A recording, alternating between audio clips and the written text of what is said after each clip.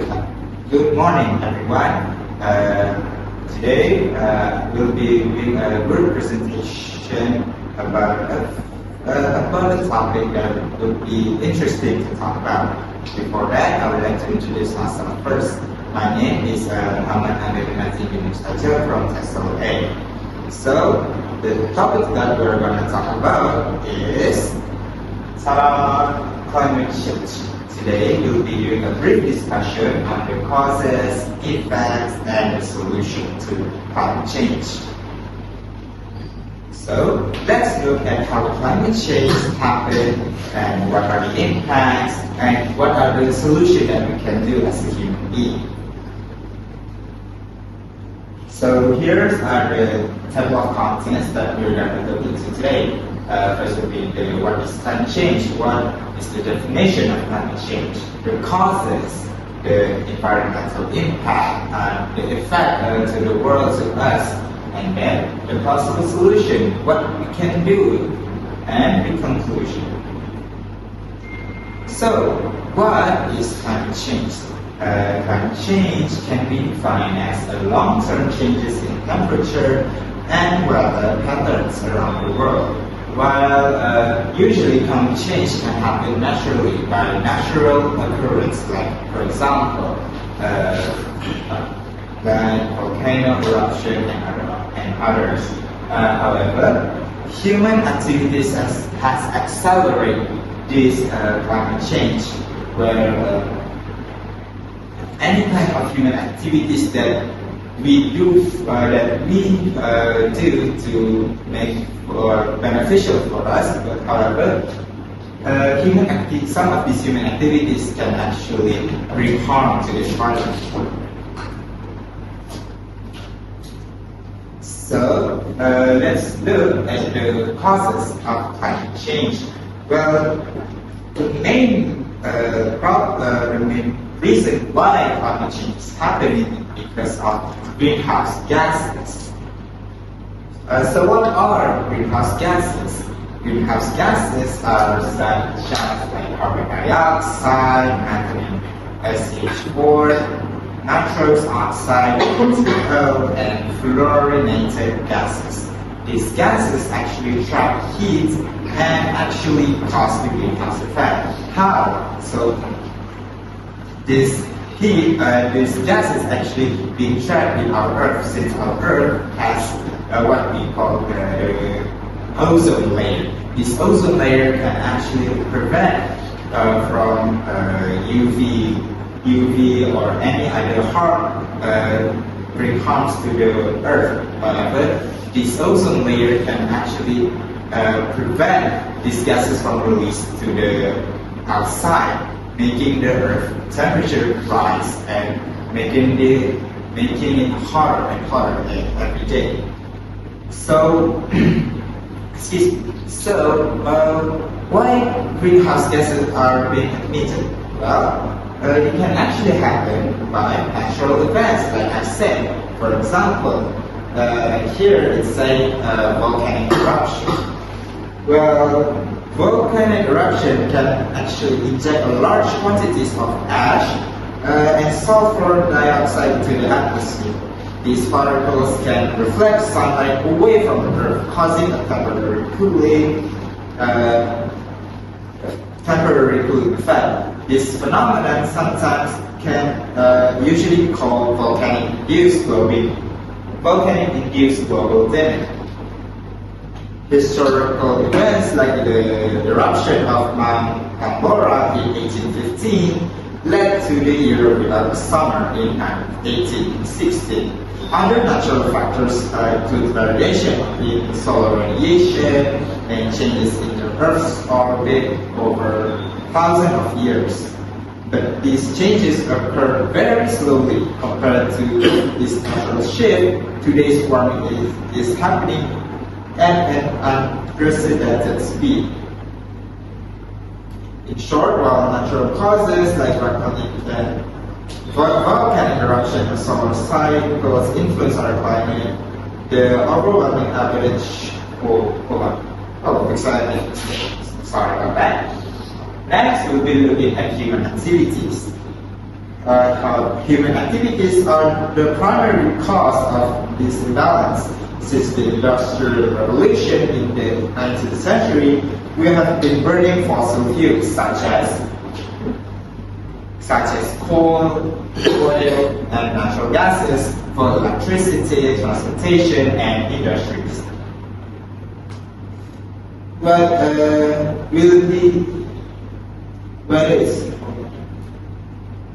These activities release a massive amount of carbon dioxide into the air.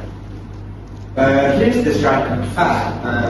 In 2023 alone, emission from fossil fuel increased by 1.1% compared to the previous year, which is 2022, reaching a staggering 36.8 billion metric tons of carbon dioxide. To put this in perspective, imagine a giant mountain made entirely of carbon pollution, growing larger every single day. In addition to burning fossil fuels, other human activities also contributed, such as deforestation, agriculture, and industrial process. Deforestation, where trees absorb carbon dioxide, when forests are being cut down for agriculture, logging, or development, not only do we lose important carbon sink, but the carbon stored in trees is released back into the atmosphere, making the temperatures rising and the heat being trapped in the earth and the atmosphere. Agriculture, on the other hand, farming activities, especially livestock farming, release large amount of methane, a greenhouse gas that is even more potent than carbon dioxide, which means it can be much more dangerous than this carbon dioxide. And lastly, industrial processes, factories release not just carbon dioxide, but also other harmful gases like fluorinated gases used in refrigeration and manufacturing. So, in other words, not only do climate change happen because of natural events, but also because of human activities. And human activities actually play a big role in the rises of climate change and the temperature in the atmosphere. Next, we'll be looking at the environmental impacts. And for that, I will pass this part to Muiz. Thank you. Okay, so thank you to my friend Amierul for introducing us to the causes of climate change. So now we will move on to what does climate change do to our environment. So first we will go through it first, so Amierul will change the slide yet. We will just go through it. So what we can see here is the melting of ice caps and also glaciers. So it will to sea level rise, and where is it? It will be Greenland and also in Antarctica. So the second one is the human health impact. So it will spread the infection diseases such as malaria, dengue, and also Zika virus. So now, my name is Muiz Irfan. I am from TSLB. So today I want to talk about something that affects all of us, whether we realize it or not, which is the environmental impacts of climate change. So when people hear the word climate change, they often think of hot weather and also natural disasters. But it is so much more than that. It's about the melting of ice caps, the rising of sea levels, and the spread of dangerous diseases and the threat to human life around the world. So, climate change is not something that might happen in the future. It's happening right now, and its effects are growing stronger each year. So today, let's take a closer look at two major impacts. So first, we have the melting of ice caps and glaciers. And the second one is we have the effects on human health. So I hope by the end of my presentation, you will understand why it's so urgent for us to take action together.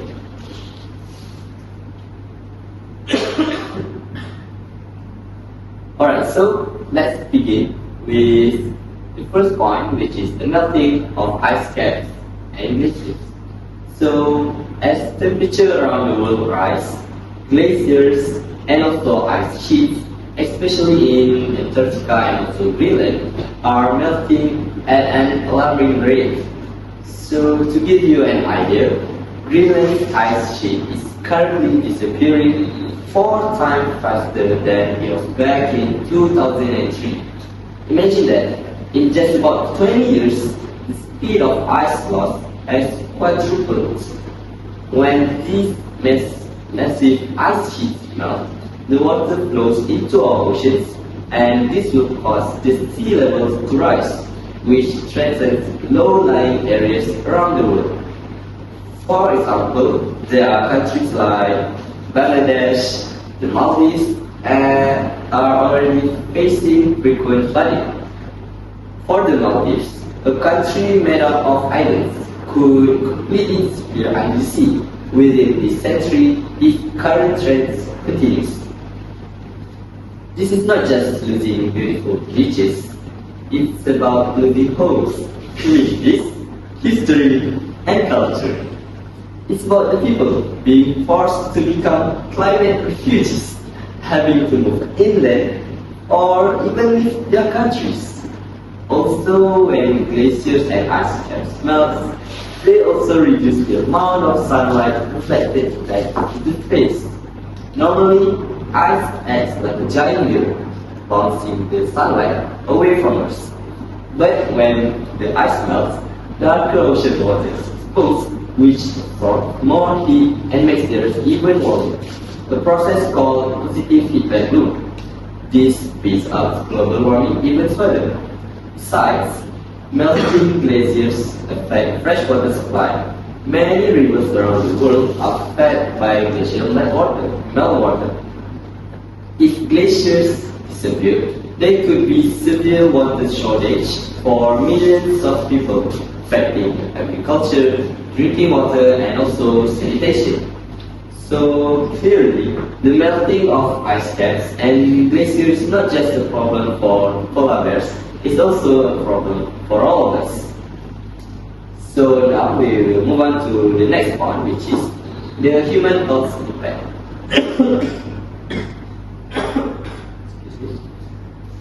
Warmer temperatures and changing rainfall returns create perfect condition for diseases to spread. Diseases that were once limited to tropical areas are now occurring in places where they were never seen before. For instance, mosquitoes that carry malaria, dengue fever, and also Zika virus are spreading into new territories.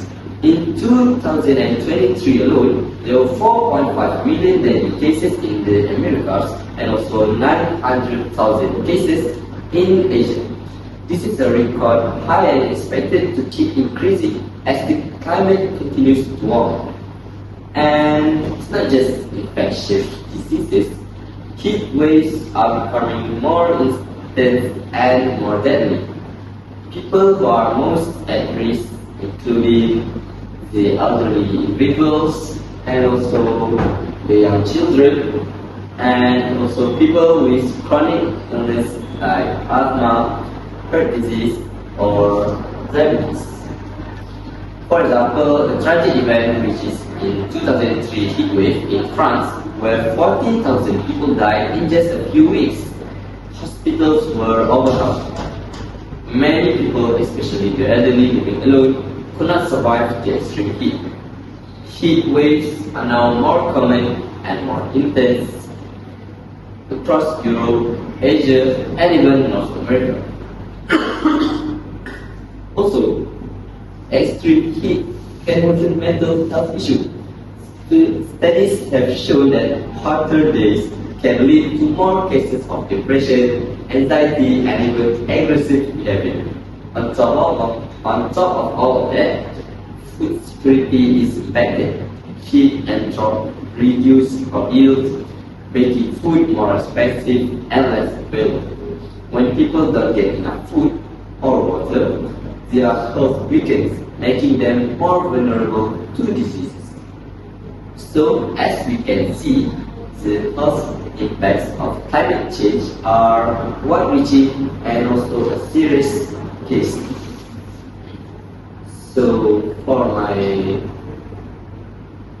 So now that's all from me, and now we will move on to my friend Hariz, which will talk about this solution for our problem.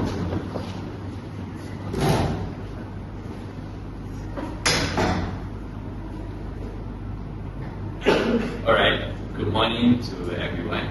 So just now, my two friends have been explaining about climate change, which is the effects and causes. So to begin I want to thank my audience that have been their free time today, for just to hear about my explanation and my friend's explanation. So I hope they will have a really wonderful day and get more experiences out of this. Alright, so we have been through the causes and effects. As we can see that climate change brings a big specific and many causes to our world. And this has happened to many decades and years, not just happening today, but has happened in the past few years also. Alright, so today we are going to talk about one of the most critical issues facing our planet, climate change, from rising sea levels to more frequent extreme weather events. The effects are already here, but here's the good news. We have solutions, and not just theoretical ones, but real, actionable strategies that are already making a difference around the world. Over the next few minutes, I'll share some of the solutions with you, backed by data, example, and success stories from all over the globe. Together, we can take action, and it's crucial that we do. Alright. Next. Alright, let's begin with one of the most critical solutions, transitioning to renewable energy. The energy sector is the largest contributor to global greenhouse gas emissions. In fact, according to Intergovernmental Panel on Climate Change (IPCC), energy production accounts for 73% of global emissions. To reduce these emissions, we must shift from fossil fuels to renewable energy sources. Alright, so for the first solution is we should move to solar, wind, hydro, and geothermal energy as alternative. Why is this one of the possible solutions that I've stated today? Alright, so we have many renewable options, including solar, wind, hydropower, and geothermal energy. These sources are not only clean but also abundant. For example, solar energy alone could meet the world's electricity needs if we harness just a fraction of the sun's energy that hits the earth every day. The International Energy Agency, IEA, predicts that solar could provide 40% of global electricity by 2050. Alright, so we have the renewable energy such as sun, which we can extract the solar panel to make it into electricity energy. So besides of using a much amount of electricity and paying the big amount, we can replace it with the solar energy by the side. Alright, but solar isn't the only renewable energy source that's making waves. Wind energy is growing rapidly, with Global Wind Energy Council (GWEC) reporting that wind power generated 6.7% of global electricity in 2020. One remarkable example is the Hornsea, one offshore wind farm in the UK, which powers more than 1 million homes. Additionally, hydropower accounts for 16% of global electricity, and it remains one of the oldest, most reliable renewable sources. Alright, so for the second one is renewable energy creates more jobs compared to fossil fuels. What does it mean here is the transition to renewable also brings economic opportunities. In fact, the renewable energy sectors creates more jobs per day of unit electricity than fossil fuels. Renewable energy sectors, according to the International Energy IRENA, there were 12 million jobs in renewable energy globally in 2020, a number expected to grow.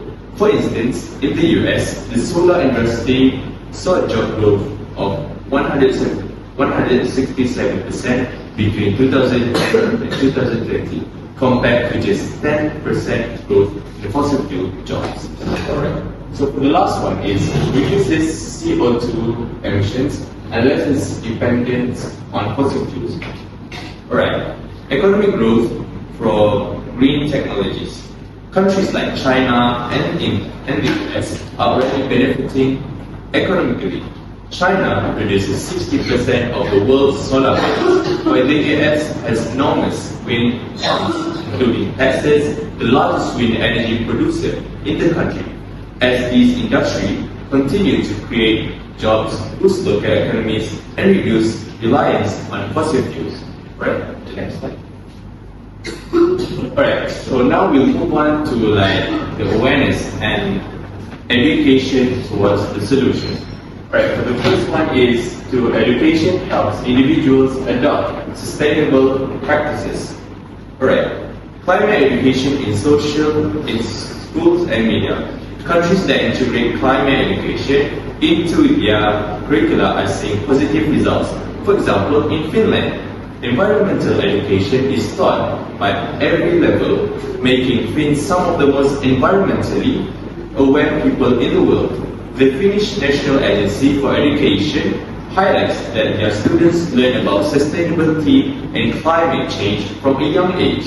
Finland also runs the Environmental School of the Future program, where students engage in real-life climate projects. Alright, so for the next one is school media and communities can spread knowledge. Right. We can also do community programs. Local organizations are also helping to educate and motivate individuals. For example, Zero Waste Europe promotes the Zero Waste Cities initiative, where communities are taught to reduce, reuse, and recycle. In Capanori, Italy, the first city to declare a zero waste goal in 2007, residents reduced waste sent to landfills by 40% in just 5 years. Right.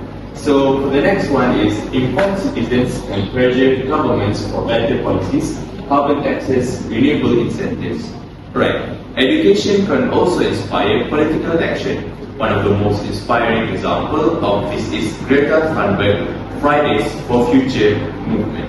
Since 2018, Thunberg school strikes have mobilized millions of young people worldwide to demand stronger climate policies. Her movement has led to several countries declaring climate change emergencies and introducing more aggressive climate action plans. Alright, so for the last one, we can prepare younger generations to address and adapt to climate change. We have to admit that younger generations are the future generations for our country. So they play a crucial and a vital role in overcoming this climate change. Alright.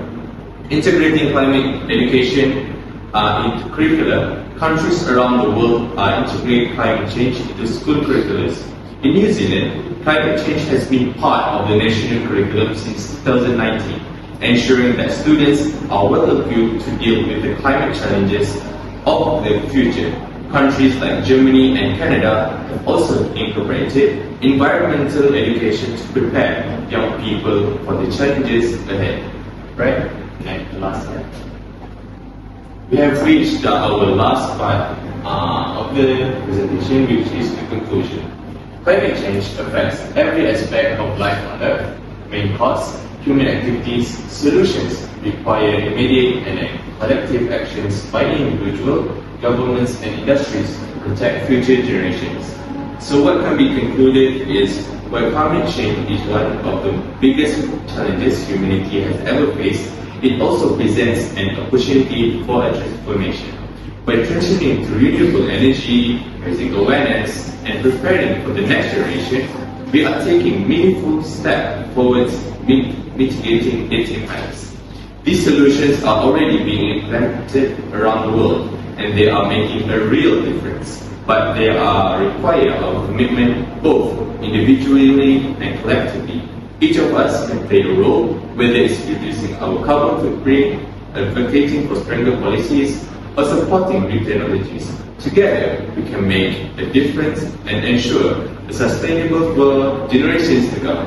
Alright, that's all from me. Thank you. Now, we'll move on to the Q&A questions toward our audience. Yes. If greenhouse gas are natural, why did climate change become a crisis before the Industrial Revolution?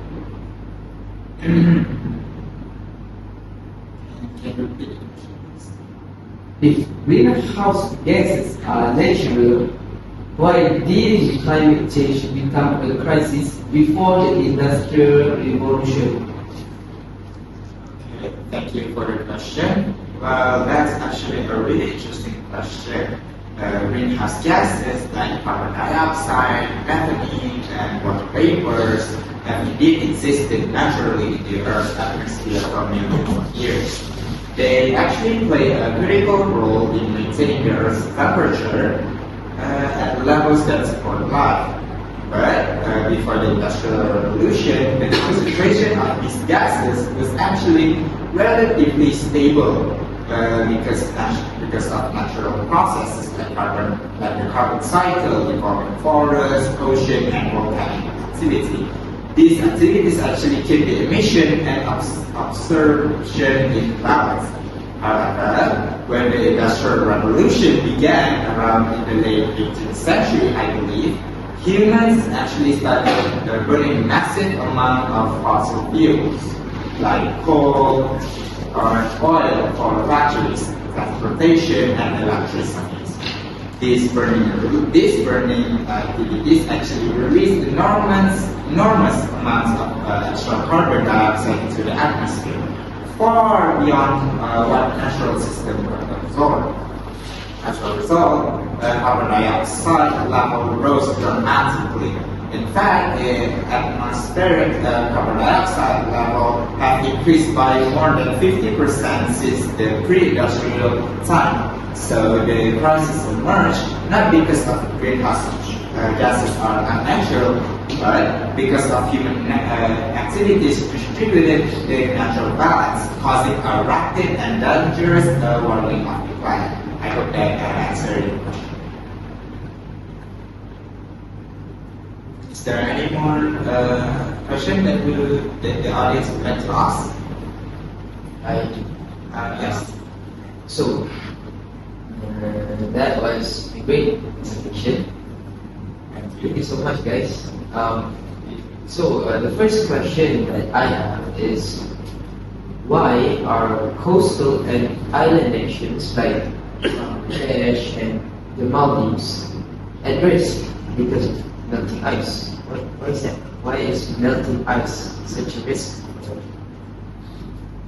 Alright, so that's a really good question. So why are coastal and island nations like Bangladesh and Maldives at risk because of melting ice? So when we talk about climate change, one of the biggest effects is the melting of ice caps and also the glaciers, especially in places like Antarctica and also Greenland, like we have talked before. So this melting adds a huge amount of water into the oceans, causing sea levels to rise all over the world. So coastal areas and island nations are very close to sea level, meaning they don't have much height over the ocean. Even a small rise in sea levels, like few centimeters, can cause serious flooding to them. Over time, frequent flooding can damage houses, roads, and and farms, and even contaminate freshwater supplies. In worst cases, the entire communities can be forced to move because the land will become unlivable because of the flood. For example, in Bangladesh, many villages are already facing floods almost every year. Some families have lost homes 2 or 3 times and had to rebuild elsewhere.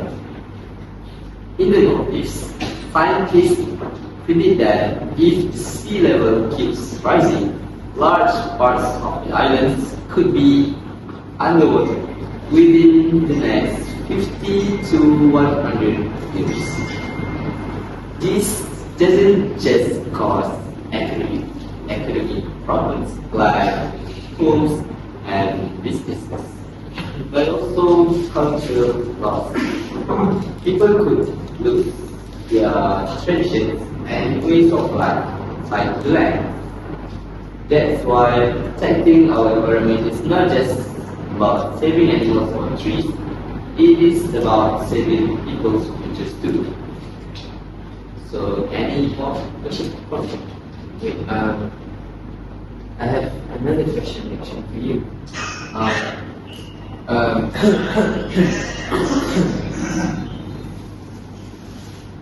Yes, like the question. Sorry, there was a bit of disturbance. Right. So, you guys talked about climate change and how climate change can cause effects like global warming, which makes the earth more hot and heat.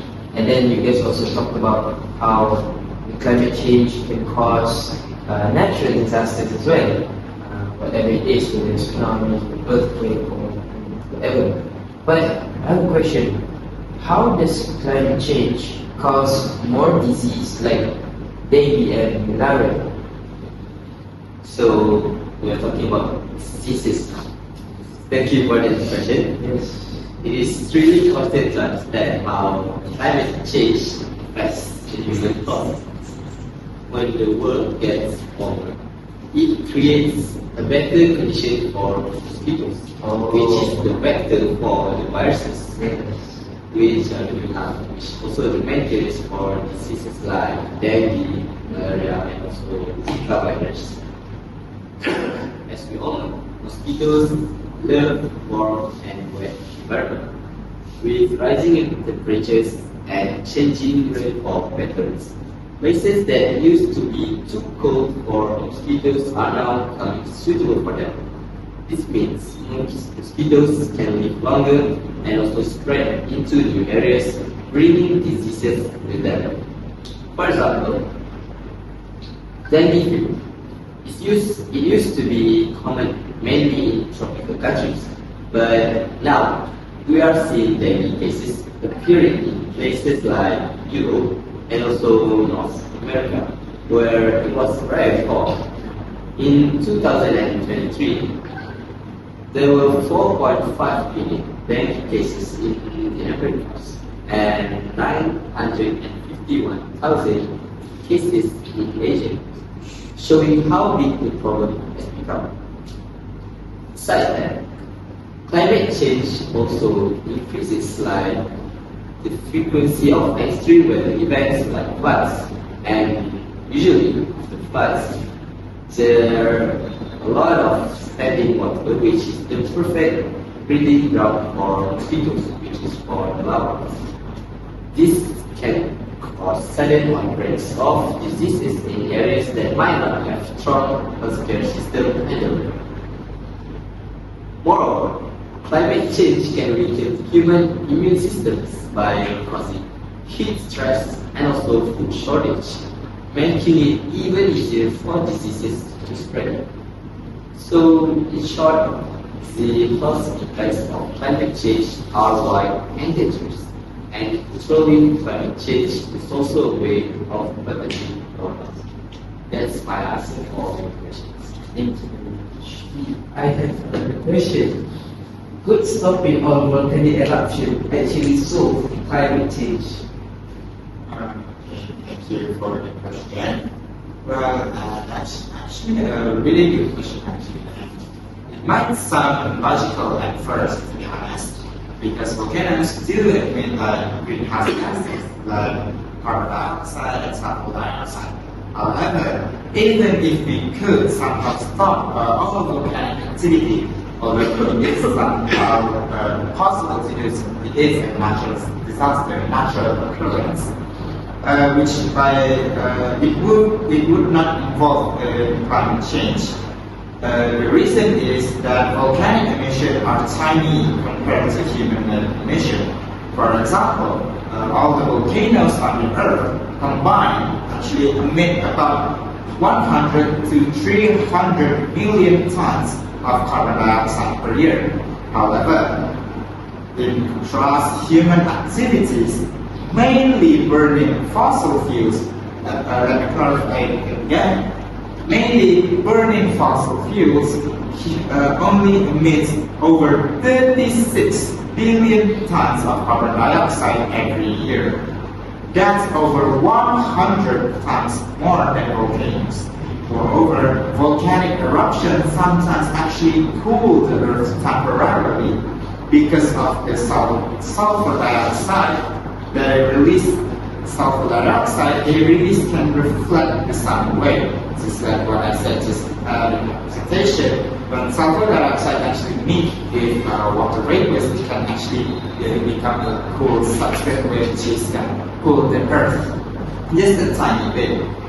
In short, human activity, not volcanic activity, is the dominant force driving the rapid climate change we are facing today. Solving the crisis requires reducing our dependence on fossil fuel, not worrying about volcanoes or any other natural disasters. I hope that answers your question. Thank you. Is there any other question? This is a very interesting one, so I have a lot of questions. My question is, what are the most effective solutions for reducing carbon emissions and combating climate change? May I answer that question? Yes, please, I want to know. Well, thank you. That's a great question, Karim. Thank you for the question. Now, let's dive into some of the most effective solutions that can help reduce carbon emissions and combat climate change. Tackling the issues requires a multi-phase approach, but some key solutions stand out. First and foremost, Karim, the transition to renewable energy is crucial. Fossil fuels are the largest contributors to carbon emissions, so shifting to renewable energy sources like solar, wind, hydropower, and geothermal is a game changer. These sources produce little to no carbon emissions. Take Denmark as an example. It's a global leader in renewable energy with nearly 50% of its electricity coming from wind power. This transition hasn't just reduced emissions, but it also created a booming renewable energy sector, providing jobs and driving economic growth. But if renewable energy is just one piece of the puzzle, energy efficiency plays a massive role as well. Implementing energy-efficient technologies in homes, businesses, and industries can dramatically reduce overall energy consumption and, in turn, lower emissions. Another key solution is transition to electric vehicles, EVs. Transportation sector is responsible for a significant portion of global emissions, and EVs are one of the most effective ways to cut down on this. In Norway, for example, over 54% of new cars sold in 2023 with electric. This dramatic shift has been supported by government incentives, growing charging infrastructure, and increasing battery costs, making EVs more accessible. Finally, carbon pricing mechanisms like carbon taxes and cap and trade systems provide a strong incentive for businesses to reduce emissions. Take British Columbia's companies to adopt cleaner practices while generating funds that are invested into clean energy projects. According to International Energy Agency (IEA), if carbon prices are set at the right levels globally, we could cut emissions up to 30% by 2050. Alright, that's all from me. Thank you. Any other questions? I think we don't have any more questions. I believe we have perfectly understood what you guys have tried to do. Yes. Thank you to everyone, and especially to my teammates for the presentation. I hope all of us have learned something from this presentation, and I hope to see you all again later in time. Thank you very much. Alright, thank you.